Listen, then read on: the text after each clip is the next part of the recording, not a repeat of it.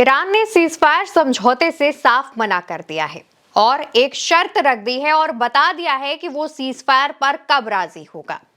दरअसल दोस्तों, ईरान ने सीजफायर पर कहा कि वो इजरायली हमले का अच्छी तरह से जवाब देने के बाद ही सीजफायर पर सोचेगा। ईरान की ये बात ईरान के एक शर्त है जो कि ईरान ने सभी देशों को बता दी है और बता दिया है कि अगर आप समझौते के लिए आगे आएंगे तो उससे पहले मैं आपको बता दूं कि जब तक इजराइल का बदला नहीं ले लिया जाएगा, इजराइल की तरफ से किए गए हमले का बदला नहीं ले लिया जाएगा, तब तक ईरान सीजफायर पर नहीं सोचेगा।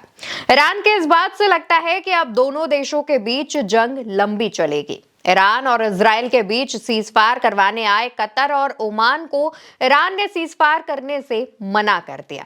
रॉयटर्स की एक रिपोर्ट के मुताबिक ईरान ने मध्यस्थ देश कतर और ओमान को बता दिया है कि वो इजराइल के हमलों के बीच सीजफायर समझौता नहीं करेगा।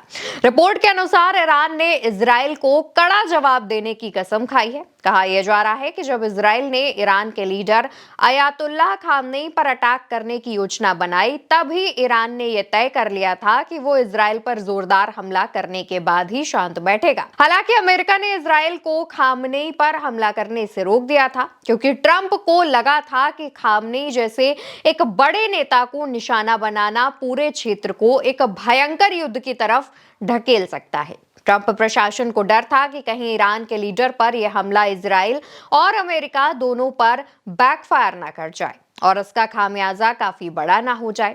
वहीं अगर दोनों के बीच हुए हमलों की बात करें तो जहां इजराइल ने ईरान पर अटैक किया तो उसमें करीब 200 लोग मारे गए, तो वहीं दूसरी तरफ ईरान के रिवॉल्यूशनरी गार्ड्स ने दावा किया है कि ईरानी सेना ने इजराइल के लड़ाकू विमानों में ईंधन भरने वाली जगहों को तबाह किया है, इजराइल की राजधानी तेल अवीव की ऊंची ऊंची इमारतों को तबाह किया है और ईरान के हमले से इजराइल में 500 से ज्यादा लोग घायल हुए हैं और कई लोगों के मारे जाने की भी खबर है। जहां ईरान इजराइल पर अटैक कर रहा है तो वहीं यमन की तरफ से हूतियों ने भी इजराइल को निशाना बनाना शुरू कर दिया है। इस पर अभी बहुत ज्यादा जानकारी सामने नहीं आई है, लेकिन सोशल मीडिया पर इजराइल के प्रधानमंत्री बेंजामिन नेतन्याहू का एक इंटरव्यू बहुत तेजी से वायरल हो रहा है, जिसमें उन्होंने कहा, ईरान ने मुझे मारने की कोशिश की, मेरे बेडरूम की खिड़की पर मिसाइल दागी, हालांकि वे चूक गए। इसके अलावा नेतन्याहू ने यह भी दावा किया कि ईरान ट्रंप को दुश्मन नंबर 1 मानता है और उन्हें निशाना बनाना चाहता है। उन्होंने खुद को ट्रंप का जूनियर पार्टनर नेतन्याहू भी कहा।